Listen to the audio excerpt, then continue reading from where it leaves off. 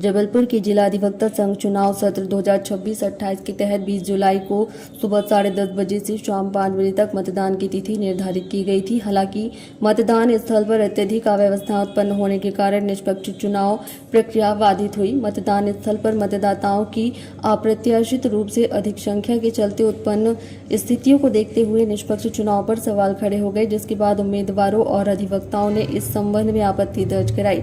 मामले को संज्ञान में लेते हुए चुनाव प्रक्रिया की अपील कमेटी ने अपने अधिकारों का प्रयोग करते हुए आज की पूरी मतदान प्रक्रिया को तत्काल प्रभाव से रद्द कर दिया। समिति द्वारा जल्द ही निष्पक्ष चुनाव कराने के लिए नई तिथियों की घोषणा की जाएगी और चुनाव संपन्न कराने हेतु नई कार्यकारिणी व चुनाव समिति का गठन किया जाएगा। प्रत्याशियों का कहना है यह कि अधिवक्ताओं का पारिवारिक मामला है, इसलिए किसी व्यक्तिगत अधिकारी को दोष देने के बजाय अब व्यवस्थित रूप से नए सिरे से मतदान कराया जाएगा।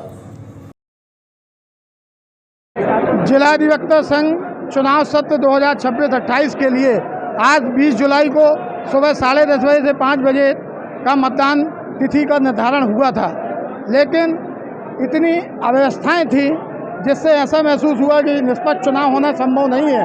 इसलिए हम लोगों ने चुनाव निष्पक्ष हो उसके लिए आवाज़ उठाई और अपील कमेटी ने आज की मतदान प्रक्रिया को निरस्त कर दिया है और अति शीघ्र मतदान की नई तिथि उसमें घोषित की जाएगी और नई कार्यकारिणी जो चुनाव कराएगी उसकी भी गठन चुनाव समिति जो अपील समिति वो करेगी।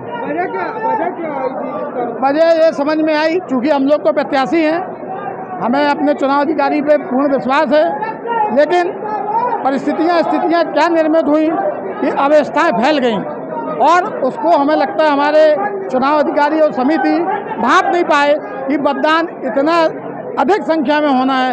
अगर वो इस स्थिति को समझ लेते और लोगों की सलाह को अगर मान लेते तो मेरी ख्याल से आज का मतदान निरस्त नहीं होता।